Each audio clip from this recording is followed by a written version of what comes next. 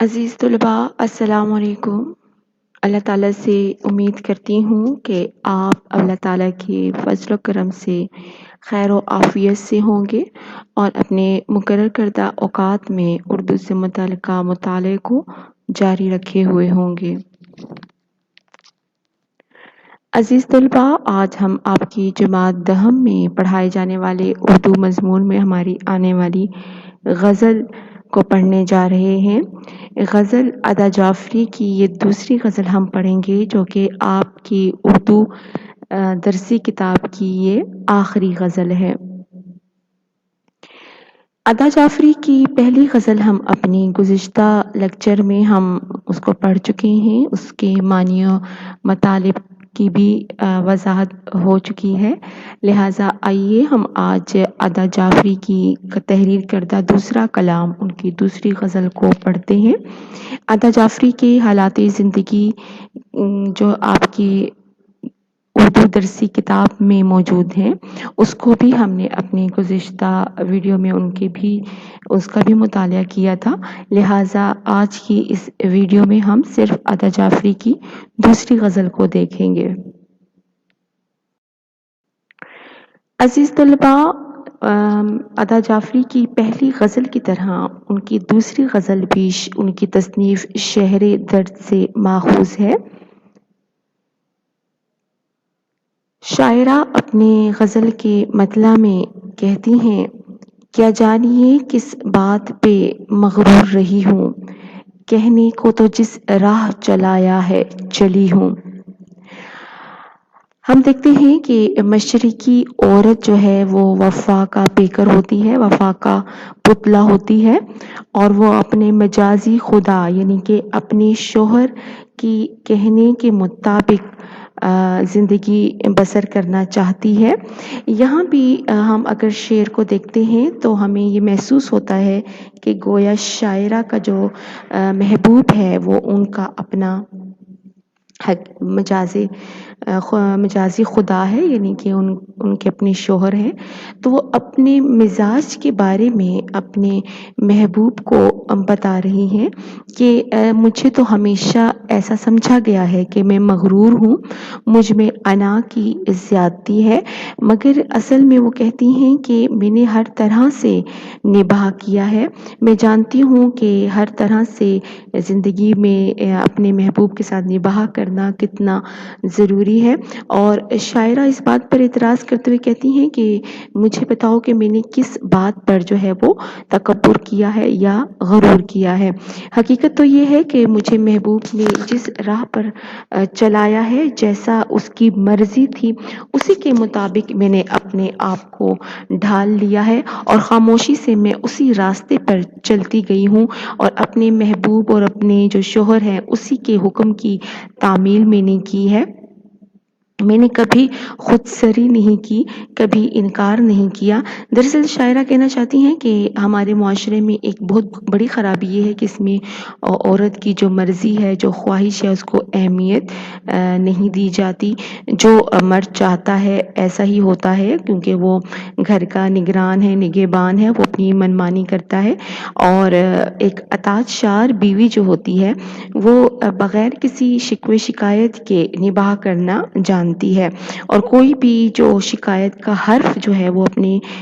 زبان پر نہیں لاتی۔ اور اسی طرح شاعرہ بھی کہتی ہیں کہ میں نے بھی اپنی جو زندگی ہے وہ عطا شاعری میں اور سر جھکا کر گزار دی ہے، اور میں نے کبھی بھی کسی بات سے، اپنے محبوب کی بات سے مخالفت نہیں کی۔ غزل کا دوسرا شعر ہے، تم پاس نہیں ہو تو عجب حال ہے دل کا، یوں جیسے میں کچھ رکھ کے کہیں بھول گئی ہوں۔ بہت خوبصورت تشبیہ انہوں نے یہاں پہ استعمال کی ہے شاعرہ ادا جعفری نے۔ کہتی ہیں کہ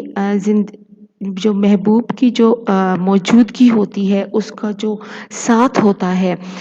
وہ ہمیں ہوش و حواس، ہماری زندگی کی علامت ہوتا ہے۔ محبوب کا جو قرب ہے، اس کی وہ شاعرہ جو ہیں وہ اس قدر عادی ہو چکی ہیں کہ اب محبوب سے جدائی کے لمحات گزارنا ان کے لیے سمجھ لیں کہ ایک بے قراری ہے، ایک بے چینی ہے۔ وہ کہتی ہیں کہ جب میرا محبوب مجھ سے دور ہوتا ہے تو ایسا معلوم ہوتا ہے جیسے کوئی خاص چیز کہیں میں رکھ کے بھول چکی ہوں، کیونکہ اگر آپ دیکھیں کہ کوئی عزیز چیز یا بہت ہی نایاب اور انمول چیز گم ہو جاتی ہے تو وہ اسی کی تلاش میں، اسی کی جستجو میں جو ہے وہ اس قدر کھو جاتا ہے کہ اس کو آس پاس اور دنیا کی کوئی خبر نہیں ہوتی۔ وہ ہر وقت ایک عجیب سی اضطراب میں، بے چینی میں گم ہوتا ہے کہ کسی طریقے سے اس کی وہ کھوئی ہوئی چیز مل جائے اور اس کو راحت و سکون نصیب ہو۔ وہ شاعرہ کہتی ہیں کہ میری بھی حالت ایسی ہی ہے کہ محبوب کی جو جدائی ہے وہ بھی مجھے ایسی ہی مضطرب اور حیران و پریشان رکھتی ہے۔ اگلا شعر دیکھتے ہیں۔ تیرے لیے تقدیر میری جنبش ابرو، تیرے لیے تقدیر میری جنبش ابرو، اور میں تیرا ایمائے نظر دیکھ رہی ہوں۔ ایمائے نظر یعنی کہ تیری مرضی، تیرا چاہنا، ٹھیک ہے۔ اب ہم دیکھتے ہیں کہ جہاں ہم دیکھتے ہیں کہ اردو شاعری ہماری تمام کی تمام وفاداری اور جفاکاری اور وفا سے بھری پڑی ہوئی ہے، تو یہ بھی ایک غزل کا حصہ رہا ہے، ایک عاشقانہ مزاج جو ہے۔ شعر میں ادا جعفری کہتی ہیں کہ میرے محبوب کے دل میں مجھ سے بڑھ کر محبت ہے، کیونکہ میری آنکھوں کا جو معمولی اشارہ ہے اس کی قسمت کو بدل دیتا ہے۔ یہاں ہے نا، تیرے لیے تقدیر میری جنبش ابرو، یعنی کہ ایک اپنی آنکھوں کی جو حرکت ہوتی ہے، ابرو دراصل بھووں کو کہتے ہیں، آنکھوں کے اوپر جو آپ دائیں بائیں جو ایک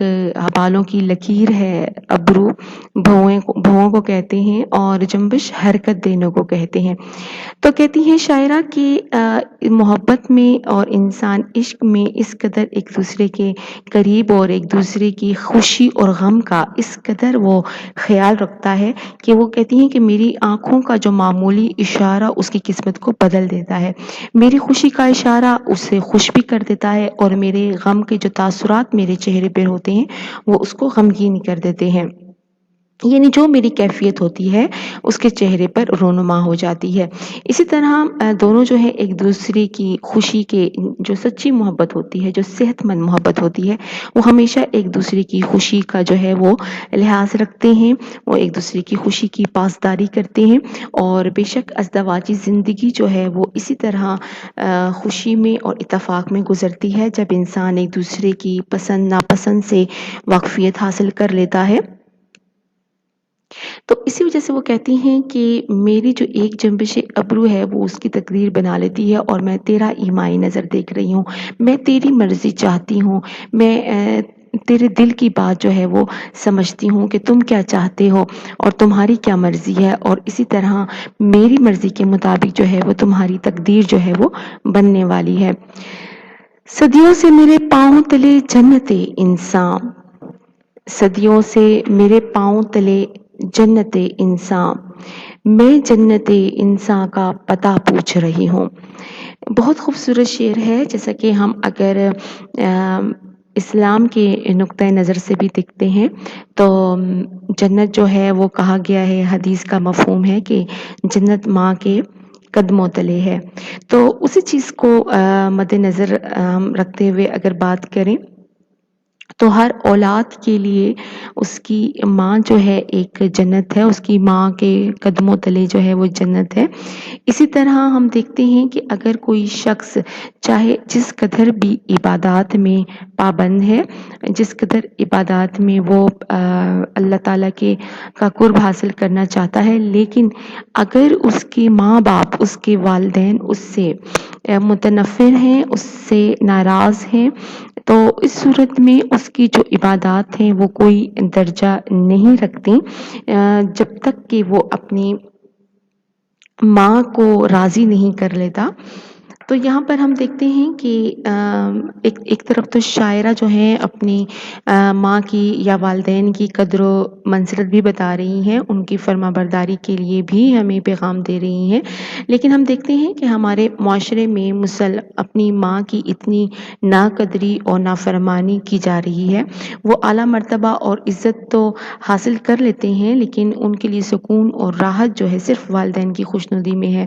ایسے لوگ ترقی اور شہرت کی منازل طے کرتے جاتے ہیں، لیکن سکون کے خواہش مند ہوتے ہیں۔ وہ کہتی ہیں، شاعرہ کہتی ہیں کہ ہمارے معاشرے میں عورت کی وہ عزت، وہ منزلت، وہ قدر نہیں ہے جو کہ ایک عورت کی ہونی چاہیے۔ حالانکہ صدیوں سے یعنی کہ شروع سے ہی کہا گیا ہے کہ جنت جو ہے وہ ماں کے قدموں تلے ہے، مگر میں جنت انسان کا پتہ پوچھ رہی ہوں، لیکن وہ انسان جو واقعی اس قدر و منزلت کو پالے، جو واقعی عورت کی عزت کرنا جانتا ہو، جو واقعی ماں کی محبت اور ماں کی جو فرما برداری ہے اس کو پا کر جو ہے وہ جنت حاصل کر لے۔ وہ کہتی ہیں کہ ایسا کوئی انسان ابھی تک مجھے نظر نہیں آیا ہے۔ دل کو تو یہ کہتے ہیں کہ بس قطرہ خون ہے، کس آس پہ اے سنگے سرے راہ چلی ہوں۔ دل کو تو یہ کہتے ہیں کہ بس قطرہ خون ہے۔ کہتے ہیں کہ سائنس بھی یہ کہتی ہے اور جدید دور کی جتنی بھی لوگ ہیں وہ بھی کہتے ہیں کہ دل تو فقط ایک خون کی ترسیل کا یا خون ایک جگہ سے جسم میں دوسری جگہ پہنچانے کا ایک ذریعہ ہے، ایک پمپ ہے، لہٰذا اس میں کسی قسم کے بھی جذبات اور احساسات جو ہیں وہ نہیں پائے جاتے۔ شاعرہ کہتی ہیں کہ کہنے کو تو یہ ایک گوشت کا لوتھڑا ہے، لیکن زندگی کے جو کٹھن راستے اور جو مشکل حالات نے اسے جو ہے وہ پتھر بنا دیا ہے۔ بظاہر دل تو ایک خون کا قطرہ ہے، نازک بھی ہے، کمزور بھی ہے، ناتواں بھی ہے، لیکن پھر بھی آس اور امید کی خاطر یہ دل انسان کو ہمت دے کر مشکل اور کٹھن راستوں پر ڈال دیتا ہے، اور جب انسان محنت کرتا ہے، ہمت نہیں ہارتا، تو ضرور کامیاب ہو جاتا ہے۔ راستے کی جو مشکلات ہوتی ہیں انسان ہمت اور حوصلے سے جو ہے وہ پار کر لیتا ہے۔ یا دوسرے مفہوم میں ہم دیکھتے ہیں تو شاعرہ کہتی ہیں کہ دل کتنا نازک اور حساس ہے، کتنا کمزور ہے، لیکن کچھ لوگوں کی بدسلوکی سے مرجھا جاتا ہے۔ کچھ لوگ ایسے دنیا میں ہمیں ملتے ہیں کہ یہ دل ان کے حوالے سے جو ہے وہ بالکل ایک مرجھا جاتا ہے، اور ایسے بے قدر لوگ دوسرے کی راستوں میں روڑے اٹکاتے ہیں، رکاوٹ بنتے ہیں، ان سے حسن سلوک کی امید بھی جو ہے وہ نہیں کی جاتی۔ وہ دل کے جذبات کو ٹھیس پہنچاتے ہیں اور وہ ایسے ہوتے ہیں جیسے کہ وہ پتھر کی مانند ہوتے ہیں، چونکہ زندگی میں ان سے چھٹکارا پانا مشکل ہوتا ہے، چنانچہ ایسی حالت میں ساری زندگی انہیں پتھر دل لوگوں کے ساتھ گزارنی پڑتی ہے۔ قسمت کے کھلونے ہیں اجالا کے اندھیرا، قسمت کے کھلونے ہیں اجالا کے اندھیرا، دل شعلہ طلب تھا سو بہرحال جلی ہوں۔ عزیز طلباء، ہم دیکھتے ہیں کہ ہمارا جو عقیدہ ہے وہ کیا ہے کہ ہم نے تقدیر پر ایمان لانا ہے، یعنی کہ زندگی کی ابتدا سے لے کے انتہا تک ہم جن حالات میں جن واقعات سے گزرتے ہیں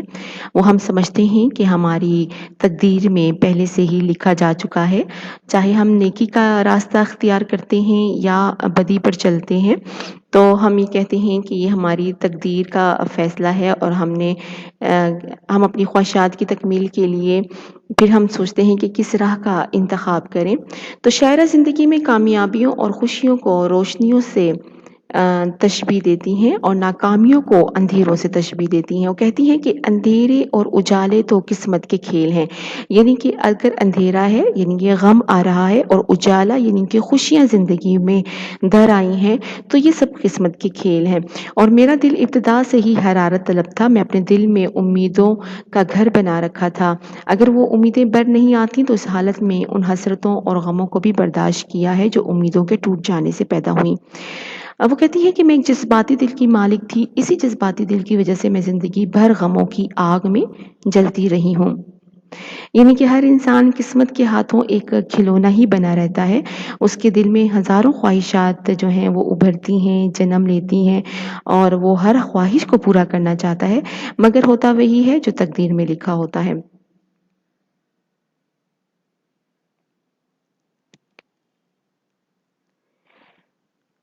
अज़ीज़ सुलमा, ये ग़ज़ल आपकी अदा जाफ़री की तसनीफ़ करदा शहर दर्द से माख़ूज़ थी। उम्मीद करती हूँ कि आपको ग़ज़ल जो है वाज़ेह तौर पर जो है वो उसका मफ़हूम समझ आ चुका होगा। इसके बावजूद अगर आप अपने घर में अपना मुतालिया रखते हैं तो अपने साथ उर्दू लुग़त का इस्तेमाल जारी रखें, ताकि आपको मुश्किल अल्फ़ाज़ के मायने तक रसाई हासिल करने में आसानी हो और साथ ही साथ आपके ज़ख़ीरे अल्फ़ाज़ में भी इज़ाफ़ा हो। शुक्रिया।